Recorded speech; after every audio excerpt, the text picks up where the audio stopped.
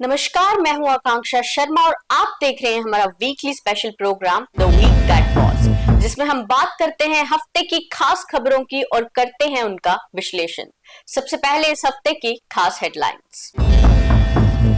National conference की CWC में कई नए रेजोल्यूशन पास, स्टेटहुड पर भी हुई चर्चा। माता वैष्णो देवी मेडिकल कॉलेज में MBBS सीटों का मुद्दा गहराया, संघर्ष समिति ने शुरू किया संघर्ष। एनक्रोचमेंट पर भी रहे विवाद, CM दिखे असहाय। व्हाइट कॉलर टेरर नेटवर्क के बाद जम्मू पुलिस ने भी एक व्हाट्सएप मॉड्यूल का किया भांडाफोड़। जम्मू कश्मीर में शीतलहर का आगाज, इस हफ्ते लगातार गिरा पारा। और अब इस हफ्ते की खास खबरों का विश्लेषण मेरे साथ होंगे मेरे सीनियर सहयोगी दीपक खजूरिया। नेशनल कॉन्फ्रेंस की CWC मीटिंग में लिए गए नए रेजोल्यूशंस, स्टेटहुड पर भी चर्चा हुई, तो क्या है इस खबर का विश्लेषण दीपक जी? दरअसल ये खबर इस हफ्ते की आकांक्षा सबसे बड़ी खबर इसलिए भी है क्योंकि जम्मू कश्मीर में नेशनल कॉन्फ्रेंस की सरकार है और सरकार बनाने के बाद ये उनकी एक बहुत ही अहम, बहुत ही इम्पोर्टेंट CWC यानी कि सेंट्रल वर्किंग कमेटी मीटिंग मानी जा रही थी। और सेंट्रल वर्किंग कमेटी में हर पार्टी अपनी तरफ से काफी सारी उन चीजों को सामने रखती है जो उनके आने वाले समय के फैसले हो सकते हैं, जिन चीजों पे उनके रेजोल्यूशन लाने हो। तो इस CWC में जो 27 और 28 नवंबर 2 दिन चली, गुरुवार और शुक्रवार को, जब ये शाम को खत्म हुई तो उसमें उसके बाद कोई 8 रेजोल्यूशंस भी इसमें पास किए गए पार्टी की तरफ से, जिसमें सबसे पहला रेजोल्यूशन बड़ा इंपॉर्टेंट था कि उमर अब्दुल्ला के साथ पार्टी पूरी तरह से शाना बिशाना खड़ी हुई है और पार्टी की जो सरकार है नेशनल कॉन्फ्रेंस की, ये पूरे 5 साल चलेगी। 1 साल हो चुका है और अगले 4 साल। उसके साथ साथ स्टेटहुड का मुद्दा, जैसे आपने कहा, वो वापस चर्चा का विषय रहा, क्योंकि नेशनल कॉन्फ्रेंस हर मीटिंग में, हर बैठक में, हर प्रेस कॉन्फ्रेंस में स्टेटहुड की बात जरूर करती है। और स्टेटहुड उनका बहुत इंपॉर्टेंट मुद्दा है क्योंकि स्टेटहुड के को लेकर जब उनकी कैंपेन चली थी, जब चुनाव का प्रचार हो रहा था, तो उसका भी जिक्र तब वो करते रहे। और अब जनता उनसे सवाल करती है कि आखिर स्टेटहुड का हुआ क्या। तो उमर अब्दुल्ला ने प्रेस कॉन्फ्रेंस भी करी CWC के बाद और उन्होंने वहां भी कहा कि स्टेटहुड को लेकर वो पूरी तरह से वचनबद्ध हैं, यानी कि उसके लिए लड़ाई लड़ रहे हैं। और जब एक पत्रकार ने उनसे सवाल किया कि क्या स्टेटहुड अगले 4 साल में आ जाएगा, तो उन्होंने कहा कि आपको लगता होगा 4 साल, हमें तो लगता है कि उससे बहुत पहले आ जाएगा। तो उन्हें यकीन भी है कि कम से कम स्टेटहुड मिल जाएगा। साथ ही साथ उमर अब्दुल्ला और उनकी पार्टी ने जो खास चर्चाएं इसमें रही वो ये भी रही कि पार्टी को लेकर आगे कैसे बढ़ाना है, क्योंकि बड़गांव की हार कहीं ना कहीं इस CWC का एक अहम मुद्दा भी थी। और उन्होंने, उमर ने माना की चर्चा भी हुई मीटिंग के बीच में। वहीं जब रूहुल्लाह का सवाल आया तो उन्होंने ये कहा कि वो शख्स कोई ज्यादा इंपॉर्टेंट अहमियत नहीं रखता हमारे लिए, कारण ये है कि जो हमारे साथ ऑनेस्ट नहीं, वो हमारे लिए अब कोई ज्यादा अहमियत भी नहीं रखता। तो एक चीज बिल्कुल साफ हो गई इस CWC के बाद कि अब उमर अब्दुल्ला नेशनल कॉन्फ्रेंस और रूहुल्लाह जो MP हैं नेशनल कॉन्फ्रेंस से, उनके राह अलग अलग हो चुके हैं, रास्ते अलग हो चुके हैं। ये भी बात हुई इस CWC में कि डिसिप्लिनरी एक्शन होना चाहिए। पार्टी का एक धड़ा ये मानता है कि रूहुल्लाह पर एक्शन लेना चाहिए। उन्होंने पार्टी के विरुद्ध जो है काम किया है। अब देखना यह है कि क्या इस हफ्ते में नेशनल कॉन्फ्रेंस की तरफ से कोई बड़ा स्टेटमेंट या कोई बड़ा फैसला रूहुल्लाह को लेकर आता है, और अगर आता है तो जाहिर सी बात है कि फिर सरगर्मियां जो हैं वो बढ़ जाएंगी। जी, अब बात करते हैं इस हफ्ते माता Vaishno Devi university medical college की MBBS सीटों को लेकर भी काफी जो मुद्दा था वो गहराया दीपक जी।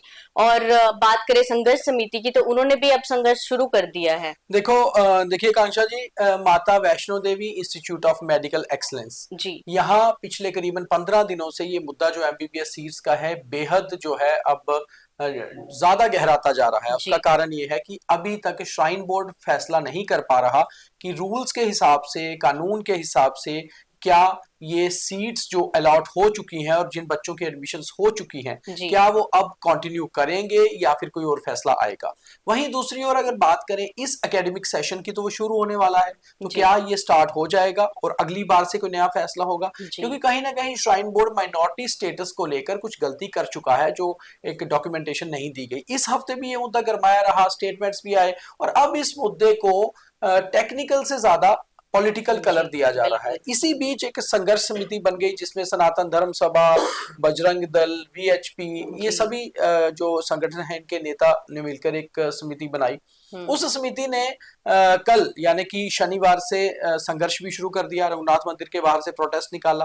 मगर अभी तक ये लग रहा है कि संघर्ष समिति भी शायद श्राइन बोर्ड को कुछ दिन का समय देगी। जी। अगर ये सेटल नहीं हो पाता है तो फिर संघर्ष का अगला जो एक फेस है, अगली रूपरेखा है, वो तैयार की जाएगी कि जी। क्या धरने दिए जाएंगे, प्रोटेस्ट होंगे, अल्टीमेटम्स दिए जाएंगे, तो किस तरह का प्रदर्शन रहेगा ये भी है। मगर मुझे लगता है कि जिस तरह से बीजेपी भी इसके ऊपर बड़ी खुलकर सामने आई थी, प्रेस कॉन्फ्रेंस भी की, तो शायद बीजेपी भी चाहेगी कि पहले श्राइन बोर्ड को समय दिया जाए और बीजेपी का भी इस संघर्ष समिति को कहीं अंदर खाते सपोर्ट रहने वाला है। जी।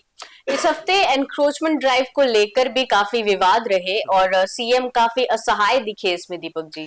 देखो, मुख्यमंत्री उमर अब्दुल्ला कहीं ना कहीं खुद हेल्पलेस उन्होंने अपने आप को शो किया। जी। पहले तो बात ये कर लेते हैं कि ये हफ्ता कहीं ना कहीं एनक्रोचमेंट ड्राइव्स को लेकर भी बड़ा जो है चर्चाओं में रहा और विवाद भी रहे। कारण ये रहा कि सबसे पहले तो गांदरबल, जहां उमर अब्दुल्ला की अपनी कॉन्स्टिट्यूंसी है, वहां पर उनके साथ लगते हुए कंगन कॉन्स्टिट्यूंसी में एंटी एनक्रोचमेंट ड्राइव चली और कुछ लोगों के घरों को नुकसान पहुंचाया गया। नुकसान नहीं, दरअसल एनक्रोचमेंट हटाई गई, हम ये कहेंगे, मगर पीला पंजा चला जो नॉर्मली हम यूपी में चलता हुआ दिखते हैं। उसके बाद जम्मू में भी एक आधे घर पर ये ऐसा कुछ हुआ, बठिंडी इलाके में, और वो एक पत्रकार का घर था और उसको लेकर भी काफी सारे स्टेटमेंट्स, काफी सारी चर्चाएं जो है होती रही। अब ये सारा कुछ जब हुआ तो सवाल उठे डिपार्टमेंट पे। डिपार्टमेंट है अर्बन डेवलपमेंट। जी। अर्बन डेवलपमेंट के तहत ही जेडीए आता है और जेडीए सीधा सीधा मुख्यमंत्री उमर अब्दुल्ला के पास ये विभाग है। अब उमर साहब के ऊपर जब उंगली उठनी शुरू हुई, और उंगली उठाने वाली भी कश्मीर बेस्ड पार्टी पीडीपी थी, पीडीपी के महबूबा मुफ्ती हो, इल्तिजा मुफ्ती हो या फिर वाहिद परा उनके विधायक, उन सब ने एक्स पर मैसेज लिखे कि उमर साहब कहीं ना कहीं उनकी मिलीभगत है, और उन्होंने इसको पॉलिटिकल रंग देने की कोशिश की। ये कहा कि हम जब कह रहे थे कि एक रेजोल्यूशन पास कराइए आप लैंड बिल को लेकर, तो आपने कराया नहीं। अब देखा जाए वो रेजोल्यूशन तो ये था कि जिनके पास मालिकाना हक नहीं है, कब्जे वाली जमीनें हैं, उनको क्लियर किया जाए। उसके ऊपर उमर साहब ने ये कहा कि एनक्रोचमेंट के तो हम खिलाफ हैं, मगर कहीं ना कहीं उन्होंने अपनी हेल्पलेस शो करते हुए कहा कि अगर हम मेरे पास ये पूरी पावर होती कि मैं VC JDA, VC SDA, SMC, JMC के ऑफिसर्स लगा पाऊं, तो कम से कम मैं उनके ऊपर अधिकार भी रख पाऊं। जब मेरे पास ये पावर ही नहीं है तो मेरे पास डिपार्टमेंट होने का क्या फायदा। तो उन्होंने अपनी हेल्पलेस शो कर दी, और वही दूसरी ओर चैलेंज भी कर दिया इन अधिकारियों को, जेडीए और एसडीए, क्योंकि अगर आपकी एनक्रोचमेंट है आपकी जमीन तो आप उसे उजागर करिए लिस्ट को। मगर देखा जाए तो मुख्यमंत्री का अपना विभाग है, उन्हें अपने ही विभाग के साथ ऐसे फेस टू फेस नहीं आना चाहिए था। उन्हें अंदर खाते से देखना चाहिए था कि हुआ क्या है, कारण क्या है, गलती क्या है, और उसके ऊपर बयान देना चाहिए था। खैर, ये हफ्ता तो काफी विवादों में रहा। अब देखते हैं अगले हफ्ते इसके ऊपर रिएक्शंस क्या आते हैं। जी। इस हफ्ते जम्मू पुलिस को भी एक बड़ी कामयाबी मिली जब उन्होंने एक व्हाट्सएप मॉड्यूल जो कि पाकिस्तान से ऑपरेट हो रहा था, दीपक जी, उसका भांडाफोड़ किया है। उसको लेकर क्या कहेंगे आप? हाँ बिल्कुल आकांक्षा, ये एक कामयाबी है जम्मू पुलिस की, और खास तौर पे जिस तरह कश्मीर पुलिस लगातार व्हाइट कॉलर टेररिज्म या टेरर नेटवर्क को लेकर काम कर रही है, तो जम्मू पुलिस ने भी इसी बीच एक बड़ा मॉड्यूल था जिसको बस्ट किया है। हम ये नहीं कह सकते कि सीधे ये टेररिस्ट मॉड्यूल था, मगर एक चीज तो थी, क्योंकि इसमें कुछ स्टूडेंट्स इन्वॉल्व थे, और जब यूथ और स्टूडेंट इन्वॉल्व हो और उसका एडमिन जो था व्हाट्सएप ग्रुप का वो पाकिस्तान से ऑपरेट कर रहा था, तो एक बात तो बिल्कुल साफ होती है कि कहीं ना कहीं कोशिश पाकिस्तान से हो रही है कि पहले रेडिकलाइज किया जाए यूथ को, फिर उनको टेरराइज किया जाए, यानी कि उनको टेरर एक्ट्स में इन्वॉल्व किया जाए। और जो ये यूथ अरेस्ट हुआ था मोहम्मद साजिद, इसकी जानकारी ये है कि वो टेरर एक्ट में शामिल होने को भी तैयार तक हो चुका था। तो एक कामयाबी ये बड़ी है, मगर इसके ऊपर मैं आपको कहूँ आकांक्षा कि अभी 3-4 दिन में इन्वेस्टिगेशन जितनी हुई है, लगता है कि काफी तार और जुड़ेंगे और शायद अगले हफ्ते इसमें काफी नए खुलासे हो सकते हैं। जी बिल्कुल। और अब मौसम की बात, इस हफ्ते हमारी जो शीतलहर है उसका आगाज हो चुका है और पारा भी, दीपक जी, इस हफ्ते लगातार गिरा है। आकांक्षा, शायद मुझे और आपको देखकर व्यूअर्स को लग रहा होगा कि अभी इतनी सर्दी नहीं आई है, मगर हम स्टूडियो के अंदर हैं जहां पर प्रॉपर जो है अप्लायंसेस रहते हैं हीटिंग, मगर बाहर जो है सर्दी अच्छी खासी हो चुकी है। और वाकई आपने बहुत सही कहा, इस हफ्ते सर्दी एकदम से बढ़ी है।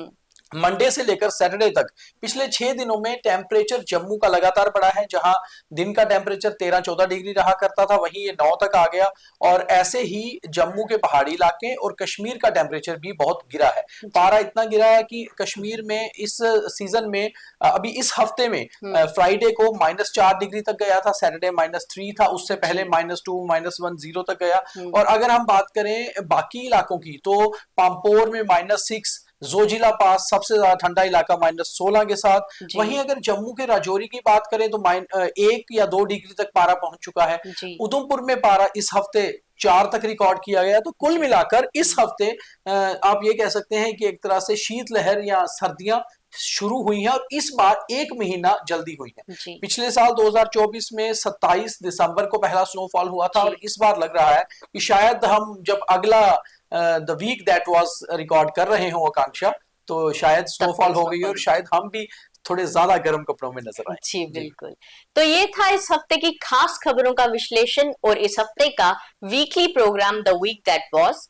बाकी तमाम खबरों के लिए देखते रहे न्यूज रूम 24 आवाज। जय हिंद। धन्यवाद। और आप BTH हमारा रोज देखें। अगर आपको उसमें कुछ खास लगता है तो शेयर भी करें, नीचे कमेंट करके बताएं कि आपको हमारी खबरें, उसका विश्लेषण कैसा लगता है। और खास तौर पे हमारा ये weekly programme the week that was, इसके ऊपर जरूर अपना कमेंट करिए। हम कोशिश करेंगे इसको और बेहतर बनाने की। और मुझे और आकांक्षा को इजाजत दीजिए। धन्यवाद।